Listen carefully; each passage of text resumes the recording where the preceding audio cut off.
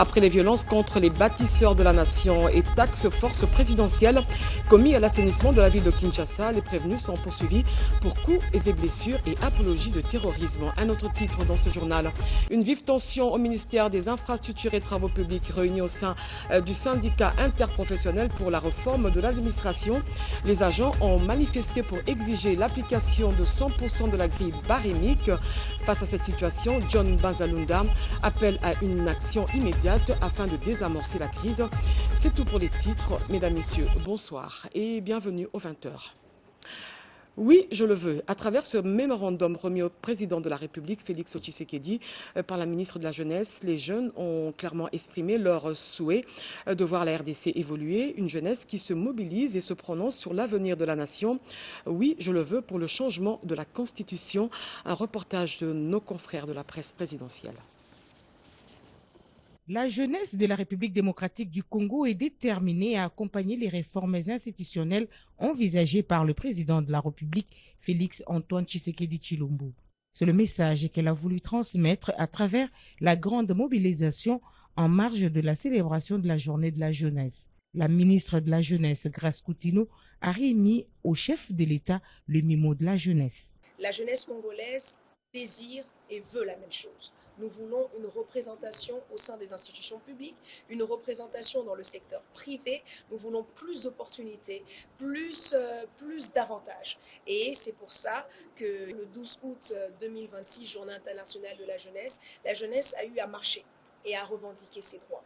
Et la jeunesse a demandé une constitution qui lui ressemble davantage. Une constitution qui répond aux besoins de sa jeunesse. Une constitution qui va en faveur du peuple et non de certains individus, parce que comme nous l'avons dit hier, le Congo n'est pas un gâteau et la jeunesse désire sa place. Aujourd'hui, en remettant ce cahier des charges au président de la République, nous affirmons déjà notre soutien au chef de l'État, mais aussi c'est un acte qui nous prouve que nous faisons confiance au président et nous croyons que les situations auxquelles les jeunes font face peuvent véritablement être résolues et que la jeunesse se retrouvera dans son propre pays. Cette demande de la jeunesse va certainement trouver un écho favorable du chef de l'État, lui qui a toujours placé la jeunesse au centre de son action. Et puis ce communiqué, le bureau de l'Assemblée nationale informe l'opinion tant nationale qu'internationale qu'à la suite de la requête du président de la République, la Cour constitutionnelle a, par son arrêt du 28 juillet 2026, déclaré conforme à la Constitution sont les conditions d'organisation du référendum sur certaines réserves de suppression, de substitution et de réécriture de certaines de ces dispositions. Considérant l'importance particulière de la loi subventionnée dans la vie démocratique de notre pays et au regard de la nécessité de disposer d'un texte législatif offrant toutes les garanties de clarté, de cohérence, d'intelligibilité et de sécurité juridique dans l'exercice du pouvoir souverain du peuple, le président de la République a saisi par sa lettre du 10 août 2026 les honorables présidents de l'Assemblée nationale et du Sénat afin de solliciter conformément à l'article 137 de la Constitution une nouvelle délibération. À cet effet, le bureau de l'Assemblée nationale s'engage à inscrire cette nouvelle délibération au calendrier des travaux de la session de septembre 2026 afin d'intégrer les clauses interprétatives de la Haute Cour. C'est un communiqué signé Jacques Njoli. Le premier vice-président du Sénat, José Kalalawa Kalala, a eu des échanges avec une délégation de la société civile conduite par son président, venu plaider pour une prise en charge par le gouvernement des victimes de l'épuration ethnique du Katanga dans les années 92 et 93, qui jusqu'à ce jour continuent de vivre dans les camps des déplacés au Kasaï. Suivez ce reportage sur les images de Robert Kalimba. Plus de 30 ans après les violences ayant marqué l'histoire du Katanga, en 1992 et 1993, la question du sort des victimes reste d'actualité. À l'époque, des milliers de Kasaïens avaient été contraints de quitter la province du Katanga dans un contexte de tensions politiques et communautaires. Des familles ont perdu leurs biens, leur maison et leurs moyens de subsistance. C'est pour porter leur voix auprès des institutions que la société civile de la province du Katanga, dénommée Plus Jamais Ça, a été reçue par le premier vice-président du Sénat, José Kalalawa Kalala. Au cours de cette audience, ils ont présenté leurs préoccupations et plaidé en faveur d'une meilleure prise en compte des victimes de ces événements. Nous sommes heureux des promesses qu'il nous a faites dans le sens de nous accompagner dans le plaidoyer que nous sommes en train de mener, justement pour que la justice soit faite. Parce que la réparation, c'est même ça, la toile de fond de la justice dont nous avons grandement besoin. Nous ne sommes pas en train de remuer la poubelle de l'histoire. Bien au contraire, nous voulons que les préjudices qui nous ont été causés justement par cette tragédie de l'épuration ethnique du Katanga soient réparés dans la mesure du possible. Juste après, le Forum international jeunesse africaine pour le développement de l'Afrique ont été reçus également par le premier vice-président du Sénat en prélude du sommet qui sera organisé incessamment à Kinshasa. Nous avons échangé sur la quintessence de cette grandiose activité qui va réunir la jeunesse de 54 pays africains, dont d'autres jeunes de différents pays comme États-Unis, Canada. Ils seront ici à Kinshasa pour parler sur le développement de l'Afrique. Pour sa part, le premier vice-président du Sénat, José Kalalawa Kalala, a promis de s'impliquer personnellement. J'ai dit tantôt, 11 personnes comparaissent en flagrance depuis le 12 août devant le tribunal militaire de garnison de Kinshasa-Njili. Les prévenus sont poursuivis pour des actes de violence contre les agents du service national et de la taxe force présidentielle commis à l'assainissement de la ville de Kinshasa lors des troubles survenus à Massina et aux abords du pont Matete. Cédric Kenina, Oscar Mbalkaïj et Tony Djouma. 7 présumés délinquants urbains, des charges particulièrement lourdes et une justice qui resserre les taux. Accusés notamment de terrorisme, de troubles à l'ordre public et des coups et blessures sur le personnel du service national ayant entraîné mort d'hommes, ils ont vu leur dénégation confrontée aux éléments du ministère public. Tout procès pénal a un caractère pédagogique.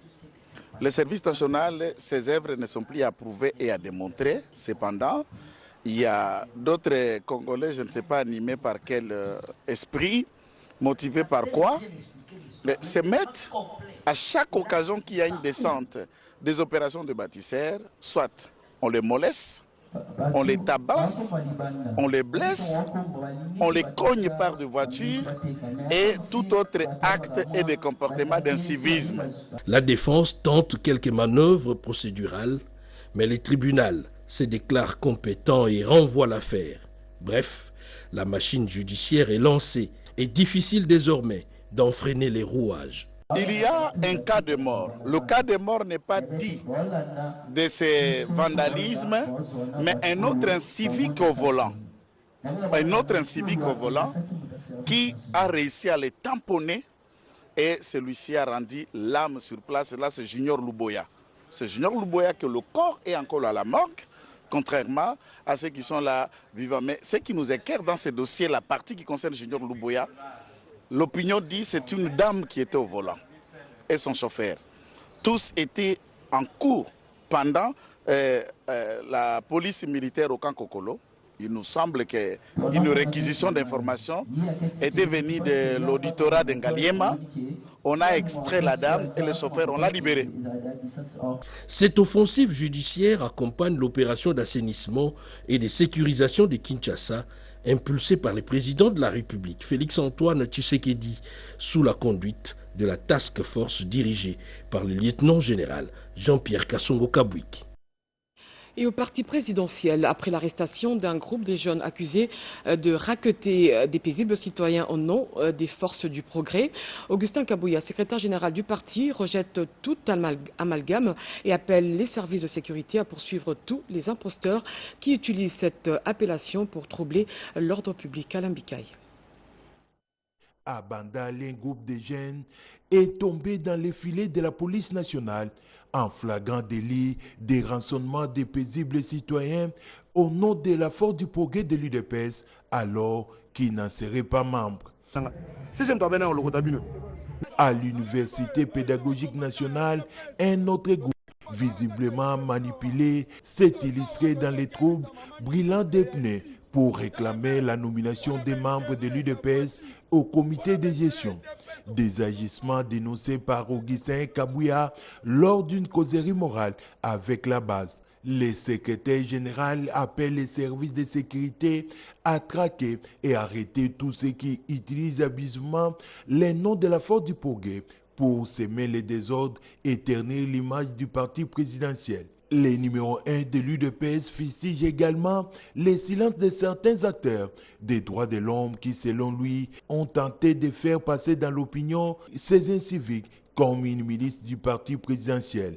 Il rappelle que l'UDPS a plutôt recruté des jeunes gens et les a mis à la disposition des FARDC pour leur intégration dans l'armée. Un autre temps fort de cette manifestation, c'était la réunification du comité fédéral de l'UDPS Kananga. Certains dissidents ont été intégrés dans une démarche de réconciliation. Une sévère mise en garde est adressée aux réfractaires à cette dynamique d'unité. Au Kasaï central, la modernisation de l'axe Mutamba-Mboula-Mboulou évolue à pas de géant avec 50 km désormais revêtus, dont 26 km asphaltés et 24 km en monocouche. En visite d'inspection sur le chantier, le gouverneur de province a salué les progrès réalisés sur cet axe qui relie la RDC et l'Angola. Suivez ce reportage sur les images de Robert Kalemba. Au départ de Matamba jusqu'à Mboula-Mboula, on roule désormais sur une route revêtue. Ces 50 premiers kilomètres comprennent 26 km asphaltés complètement et 24 km revêtus d'une monocouche. N'eût été le blocage durant 7 mois du stock de bitume du projet à la douane de Matadi, le résultat serait encore bien meilleur. Mercredi 12 août 2026, après le début de la nouvelle saison des pluies, Joseph Kamboulou Konko, gouverneur de la province du Kasaï central, a été convié par des missions de surveillance et de contrôle à une visite sur l'avancement des travaux, surtout sur les sections de 180 km encore en terre, mais entretenues et praticables jusqu'à la frontière avec l'Angola. Sur la section en cours de modernisation, outre la mise en œuvre des diverses couches, les travaux d'assainissement qui garantiront la survie de l'ensemble sont également exécutés. Au pont Lueta, le gouverneur a pu constater les améliorations réalisées sur le tablier et le renforcement des assises qui permettent à nouveau le passage des camions sans déchargement de la marchandise. Sur la suite du parcours, la délégation a constaté que l'axe, même encore en terre, reste praticable. Le gouverneur de province, qui salue ces efforts, insiste sur la praticabilité de l'axe en tout temps. L'idéal pour nous, c'est de maintenir de manière permanente le trafic sur ce tronçon. Et pour cela, nous avions demandé aux entreprises qui font les travaux sur cette route de nous maintenir la praticabilité. Financé par le programme sino-congolais, exécuté par Sino-Hydro 1 et Sino-Hydro 14, sous l'encadrement de la CGT, ces travaux sont prévus pour être livrés fin 2027, début 2028. Je l'ai dit au sommaire, une vive tension a été observée hier jeudi au ministère des Infrastructures et Travaux Publics.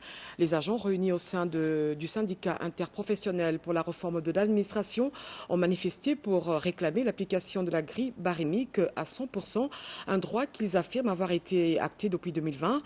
Face aux revendications, John Bazalunda a désamorcé la crise en prenant une action immédiate. Un reportage de Dada Chabani. Les agents et cadres de l'administration du ministère des Infrastructures et Travaux Publics ont envahi les sièges du ministère, question de revendiquer l'amélioration de leurs conditions salariales. Pour s'enquérir de la situation, le ministre des Infrastructures et Travaux Publics, John Bazalunda, a reçu les syndicalistes de ces ministères. Il les a rassurés de s'impliquer pour améliorer leurs conditions de travail. À l'issue de la séance de travail, un syndicaliste s'est exprimé. Je vous confirme bel et bien que nous avons trouvé une oreille attentive de la part de son Excellence, Monsieur le ministre des Infrastructures et des Travaux Publics.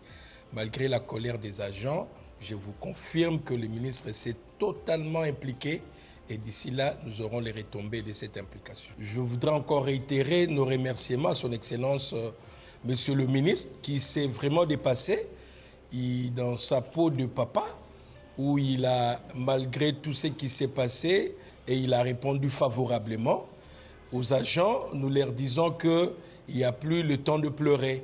Le ministre a répondu parfaitement aux attentes et nous pensons que la continuité au niveau du cabinet de la vice-primature, un budget, nous serait favorable.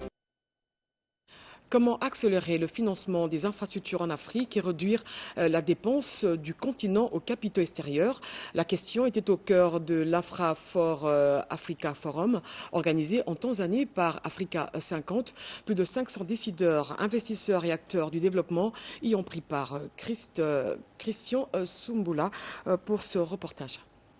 Lors de ce forum africain pour les infrastructures organisé à Dar es Salaam, Bodom Matungulu, président du think tank RDC Stratégie, a plaidé pour une nouvelle architecture africaine du financement des infrastructures. Routes, chemins de fer, ports, énergie, infrastructures numériques, les besoins du continent restent considérables. L'Afrique doit investir massivement pour accompagner sa croissance démographique, son urbanisation et son industrialisation. Pour Bodom Matungulu, ingénieur civil, stratège et prospectiviste, le problème ne se résume pourtant pas au manque d'argent. Les véritables défis, pas le manque de capitaux, mais plutôt le manque aujourd'hui d'une architecture stratégique du financement. Parce qu'on s'est toujours posé la mauvaise question, où trouver l'argent, alors que l'Afrique dispose des ressources. Une stratégie passe notamment par une plus forte mobilisation de l'épargne africaine. L'objectif, orienter davantage ces ressources vers les investissements de long terme et utiliser les capitaux internationaux comme levier complémentaire. La vision précède toujours le financement. La tendance aujourd'hui, c'est d'abord d'aller chercher un bailleur de fonds sans pour autant construire en fait un projet national, une vision à long terme de nos infrastructures qui permettent à ce que nous puissions mieux les développer. Les grandes puissances ont commencé d'abord par mettre en place, par bâtir une vision à long terme avant de pouvoir rechercher les financements. Pour le président de think tank RDC Stratégie, la question financière ne vient qu'après une autre priorité, avoir une vision. À Dar es Salaam, le message porté par Bodom Matungulu est celui d'un changement de paradigme. Pour combler son déficit d'infrastructures, l'Afrique doit non seulement mobiliser davantage des capitaux, mais surtout construire sa propre capacité à financer son avenir. Et puis la RDC s'apprête à lancer une campagne permanente de solidarité nationale destinée à renforcer l'entraide entre les Congolais et à soutenir les populations les plus vulnérables. L'annonce a été faite au cours du briefing de presse co-animé par la ministre d'État, ministre des Affaires sociales, F. Bazaïba, et son collègue des médias, Patrick Mouyaya. On fait le point avec Jacques Kawawa. La République démocratique du Congo s'apprête à lancer une campagne permanente de solidarité nationale destinée à renforcer l'entraide entre les Congolais et à soutenir les populations les plus vulnérables. L'annonce a été faite lors des briefings presse qui avait pour thème « Lancement de la campagne permanente de solidarité nationale en RDC ». La rencontre a été co-animée par le ministre de la Communication et Médias, Patrick Mouyaya Katiemboué, et la ministre d'État, ministre des Affaires sociales, Action humanitaire et solidarité nationale. F. Bazaïba Massoudi a confirmé que le lancement officiel de cette campagne interviendra le 25 août prochain et sera effectué par le président de la République, Félix Antoine Tshisekedi Tshilombo. En date du 25 août, s'élance Monsieur le Président de la République, chef de l'État, Félix Antoine Tshisekedi, va procéder lui-même en tant que premier citoyen de la République de lancer la campagne de solidarité nationale. Solidarité nationale avec comme objectif à atteindre, redynamiser, susciter à nouveau l'esprit, la culture d'entraide entre les Congolais. Les gouvernements congolais haussent les tons face à la multiplication des propos injurieux et des attaques visant les autorités publiques sur les réseaux sociaux. Le porte-parole du gouvernement, Patrick Mouyaya Katiemboué, a adressé une mise en garde aux Congolais qui, derrière leurs écrans, profèrent des insultes ou tiennent des propos susceptibles de tomber sous les coups de la loi. Biso awa, na président Félix Antoine Tshisekedi tosala choix ya démocratie. Soki tolobi ke lelo tokanga TikTok. Toko pénaliser ba oyo basalelaka TikTok na ndenga mayele. Lelo soki moko na moko na babiso ndenge tosalelaka biloko wana. Tomi pesi limite te eza na ba risque ebele. Cette mise en garde intervient dans un contexte où les autorités congolaises accordent une attention croissante au contenu publié sur les réseaux sociaux, devenu un important canal d'information et de mobilisation de l'opinion publique. La RTNC amorce sa modernisation. Une délégation de la société civile conduite par Christopher Ngoy Mutamba a découvert les nouveaux équipements et infrastructures rénovées de la chaîne publique, saluant une transformation portée par les autorités et la direction générale. Patricia Ungo et Siande Maka. La RTNC change de cap et de dimensions. Équipements modernes, studios modernisés, infrastructures en pleine rénovation. Le média public congolais amorce un nouveau virage. Cette mutation a été constatée par une délégation de la société civile conduite par son coordonnateur général Christophe Ngoy Mutamba, accompagné notamment de Jonas Tchombela. De la radio à la télévision, en passant par les salles de rédaction et des différents studios, la délégation a parcouru les installations de la RTNC et découvert les équipements récemment acquis. Une immersion qui a permis aux visiteurs de mesurer les efforts engagés sous l'impulsion du président Félix Antoine Tshisekedi Tshilombo et du gouvernement pour moderniser la première chaîne de la télévision en Afrique. La dite délégation a également salué les qualités managériales de la direction générale. N'est-ce pas la presse qui donne à la population, au souverain primaire, la réalité sur la manière dont il est géré? Et quoi de plus normal que la première chaîne, la première institution communicationnelle qui est la RTNC puisse se mettre en devoir d'être à la hauteur de cette mission. Nous sommes très satisfaits. Félicitations au président de la République, à Madame la Première ministre, au ministre Mouyaya et pour terminer à celle qui est au four et au moulin, Madame DG de la RTNC et pourquoi pas tous les membres, les cadres, les techniciens, les journalistes qui font des sacrifices énormes. Nous avons été impressionnés de la qualité du travail, de la rénovation du matériel qui arrive. Donc la société civile devra trouver la place parce qu'elle contribue en termes de ressources additives à l'effort national dans la recherche de la paix, de la sécurité. Donc nous appelons toute la population de ne pas penser la RTNC que nous voyons du dehors, mais de l'intérieur, c'est un grand bijou que nous devons protéger, qui va promouvoir l'information de façon professionnelle et de bonne qualité. Au terme de la visite, les responsables de la société civile n'ont pas caché leur satisfaction, saluant une métamorphose qui redessine progressivement le visage de la RTNC. Le président du Conseil de souveraineté de transition du Soudan, le général de corps d'armée Abdel Fattah, a reçu les lettres de créance de Théo Mabenga Kaleno, nouvel ambassadeur extraordinaire de la RDC au Soudan. La cérémonie s'est déroulée au palais présidentiel. Robert Ndaye. Jeudi 13 août 2026, il est 11h. Le cortège du président du Conseil des souverainetés de transition du Soudan, le général des corps d'armée Abdel Fattah al-Burhan, arrive au palais républicain pour l'accréditation et présentation des lettres de créance de l'ambassadeur extraordinaire et plénipotentiaire de la République démocratique du Congo près la République du Soudan, Wabenga Kalebo Théo. Dans la cour du palais, l'hymne de la République démocratique du Congo retentit.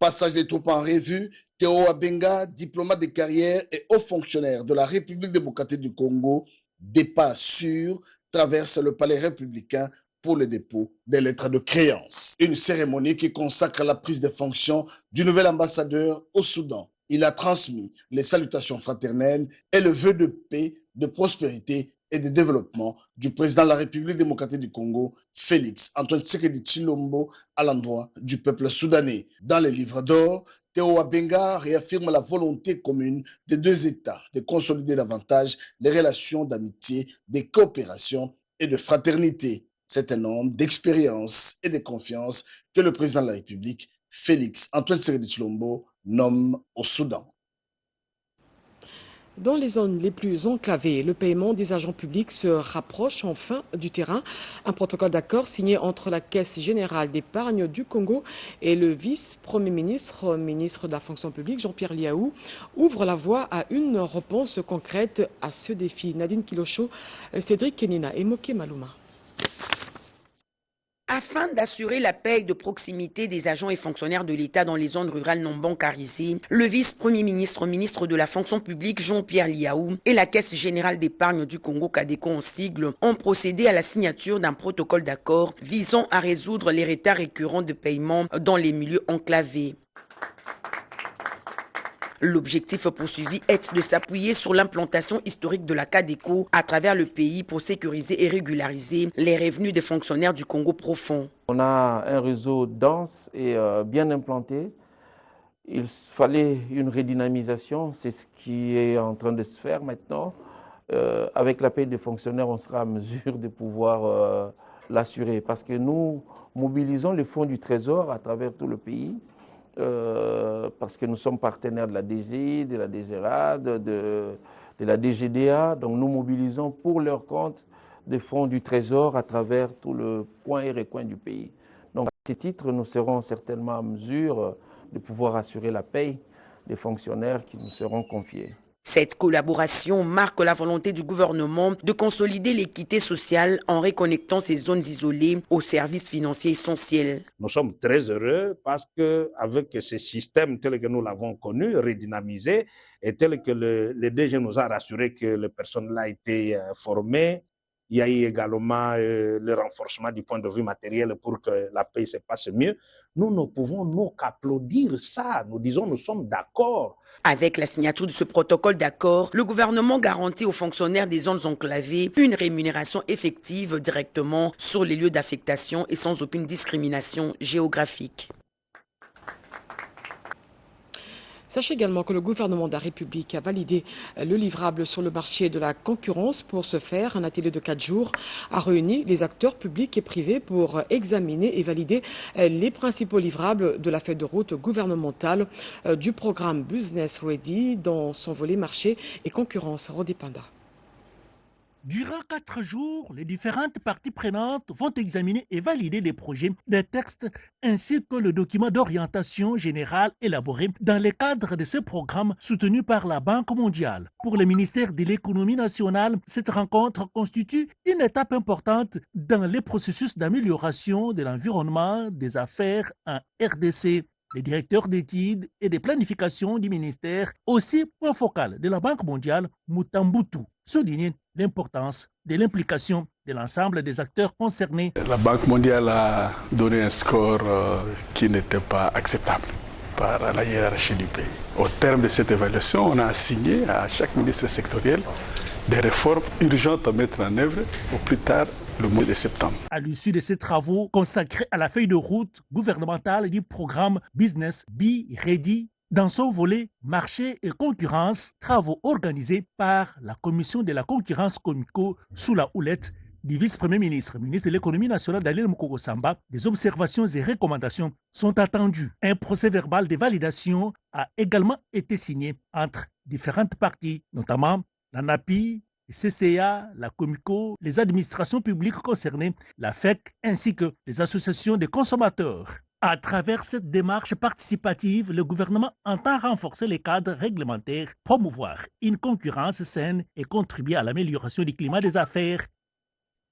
À l'occasion de la 3e journée de l'atelier de redevabilité des projets et programmes du secteur agricole, le ministre d'État Moïse Nzangi appelle à une meilleure conception et coordination des projets avec une exigence de résultats concrets justement à la hauteur des moyens engagés à l'approche de la campagne agricole de septembre 2026. Reportage. Au 3e jour, ce jeudi 13 août de l'atelier de redevabilité des projets et programmes du secteur agricole, le ministre d'État Moïndo Nzangi Butondo a poursuivi les échanges autour de comment améliorer la qualité des projets agricoles en posant également une exigence claire selon laquelle les projets agricoles doivent produire des résultats visibles à la hauteur des moyens engagés. Pour lui, le ministère doit définir ses priorités et les projets doivent être conçus pour répondre aux besoins réels de l'agriculture. Nous avons beaucoup d'argent dans les projets, mais par des faiblesses de rédaction du projet et par l'approche. Par exemple, ici, on peut se dire, nous avons un déficit du maïs. Est-ce que PNDA peut venir ici pour nous aider à régler les problèmes du maïs? Voici les plaques que nous avons.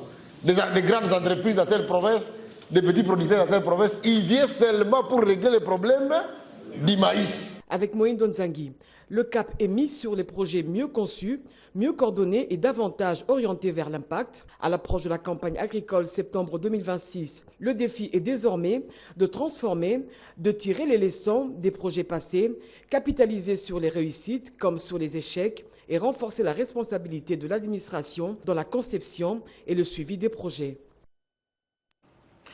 Les chefs des rues et des quartiers de la ville-province de Kinshasa sont mobilisés pour relayer à la base toutes les informations possibles quant à la tenue du dialogue national et du référendum en RDC. Le Front pour la 4e République les a réunis ce vendredi dans la commune de Makala. Lucie Lavichisenda et Patrick Kachala.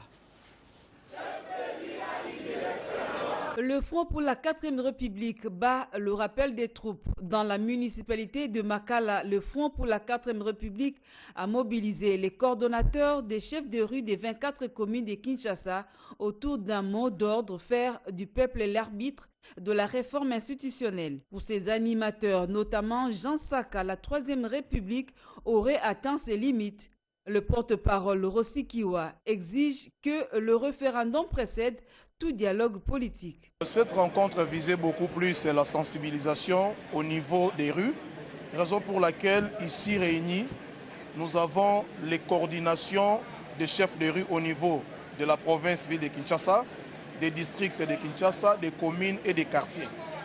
En prélude de la grande tournée que le Front pour la 4e République va bientôt organiser au niveau des districts pour enfin couronner cette tournée au stade, dans le cadre de la sensibilisation pour les référendums. De son côté, l'économiste Godem Poi et président du comité des sages de cette dynamique défend les retombées économiques attendues du changement constitutionnel. Nous sommes en train de travailler sur le changement de la Constitution pour des raisons économiques. Et ce changement va profiter plus à la population qu'aux politiciens. C'est pourquoi certains politiciens s'y opposent. Nous sommes convaincus que les chefs de rue sont capables de bien véhiculer les messages. Chacun sur sa rue, il peut expliquer les bien fondés de notre démarche. Au sortir de cette rencontre, les chefs des rues promettent de porter le message de la 4e République jusque dans les quartiers et les parcelles du pays. La société civile congolaise se mobilise à l'approche de la célébration de ses 35 ans d'existence. Ces différentes plateformes ont réaffirmé leur engagement face aux enjeux de l'heure avec une position clairement favorable à la tenue d'un dialogue national. Béatrice Chako. De la résistance à l'engagement citoyen, la société civile congolaise revendique une histoire qui puise ses racines dans les grandes luttes ayant marqué la marche du pays. De Simon Kimbangu à Kimpavita, en passant par les mouvements citoyens et la lutte pour l'indépendance, l'engagement des forces sociales s'est progressivement structuré. C'est en 1991 que la société civile congolaise s'organise formellement, donnant naissance à une dynamique qui, 35 ans après, continue de se positionner comme force de proposition et de veille citoyenne. À la veille de cette commémoration prévue le mardi 18 août 2026 au centre d'accueil Kimbangis de Kinshasa, les différentes plateformes des jeunes, femmes, personnes vivant avec handicap, sociétés savantes et autres associations, entrepreneurs, professionnels, avec des confessions religieuses, se sont retrouvés pour réfléchir sur les enjeux de l'heure. En ce qui concerne la question d'actualité dans notre pays RDC, relative au dialogue national, la composante société civile dit oui. À 35 ans de son existence formelle, la société civile congolaise veut ainsi transformer cette commémoration en un moment bilan, mais aussi des projections. Voilà, Oscar Mbalkaïch, bonsoir. Bonsoir. Je vous reçois sur ce plateau pour la lecture d'une ordonnance présidentielle. Commençons par l'ordonnance loi numéro 26/010 du 14 août 2026 portant autorisation de la prorogation de l'état de siège sur une partie du territoire de la République démocratique du Congo.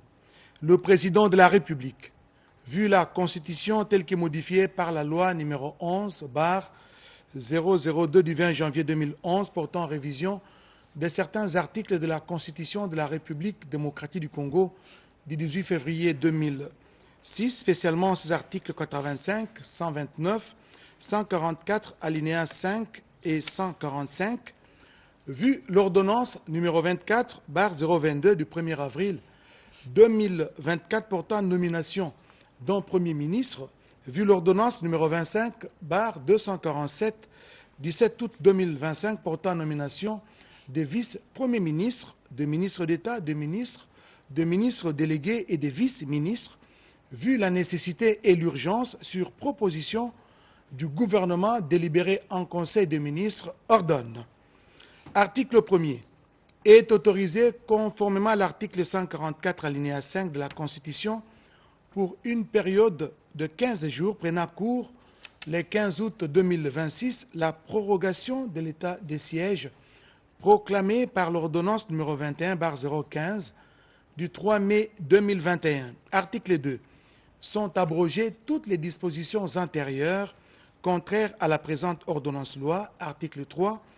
La présente ordonnance-loi entre en vigueur à la date de sa promulgation. Faite à Kinshasa le 14 août 2026, Félix Antoine Tshisekedi Tshilombo, Judith Soumina Tuluka, Première ministre, et pour copie certifiée conforme à l'original, le 14 août 2026, le cabinet du président de la République, Antonin Kinzo Kamole, directeur de cabinet. Ordonnance numéro 26/126 du 14 août 2026 portant prorogation de l'état de siège sur une partie du territoire de la République démocratique du Congo. Le président de la République, vu la Constitution telle que modifiée par la loi numéro 11/002 du 20 janvier 2011 portant révision de certains articles de la Constitution de la République démocratique du Congo du 18 février 2006, spécialement ces articles 61, 69, 79, 85, 144, 145 et 156 alinéa 2, vu l'ordonnance numéro 24/88 du 11 octobre 2024 portant organisation et fonctionnement du gouvernement, modalité de collaboration entre le président de la République et les gouvernements ainsi qu'entre les membres du gouvernement, vu l'ordonnance numéro 24/022 du 1er avril 2024 portant nomination d'un Premier ministre, vu l'ordonnance numéro 25/247 du 7 août 2025 portant nomination de vice-premiers ministres, de ministres d'État, des ministres délégués, de ministres et de vice-ministres, vu l'arrêt sous R-Const 1550 du 6 mai 2021 de la Cour constitutionnelle, siégeant en appréciation de la constitutionnalité de l'ordonnance numéro 21/016 du 3 mai 2021 portant mesure d'application de l'état de siège sur une partie du territoire de la République démocratique du Congo, vu la nécessité et l'urgence, les conseils des ministres entendus ordonnent. Article 1er. Est prorogé pour une période de 15 jours prenant cours le 15 août 2026 l'ordonnance numéro 21/015 du 3 mai 2021 telle qu'est complétée à ces jours portant proclamation de l'état de siège sur une partie du territoire de la République démocratique du Congo. Article 2. Sont abrogées toutes les dispositions antérieures contraires à la présente ordonnance. Article 3. Enfin, la Première ministre, les vice-premiers ministres, ministres de l'Intérieur, Sécurité, Décentralisation et Affaires coutumières, les vice-premiers ministres, ministres de la Défense nationale et des anciens combattants, ainsi que le ministre d'État, ministre de la Justice et garde des Sceaux, sont chargés, chacun en ce qui les concerne, de l'exécution de la présente ordonnance qui sort ses effets à la date de sa signature faite à Kinshasa le 14 août 2026. Félix Antoine Tshisekedi Tshilombo, Judith Soumina Tuluka, Première ministre, pour copie certifiée conforme à l'original le 14 août 2026, le cabinet du président de la République, Antonin Kinzo Kamole, directeur de cabinet. Voilà, merci Oscar Mbalkaïj. Vous avez compris que ce journal est terminé. Merci de l'avoir suivi. Retrouvez à 23h Bobo Anan Mokonzi, demain à 7h Myrène Deke. Moi, je vous reviens demain à 20h avec le même plaisir. Très belle soirée à tous. Au revoir.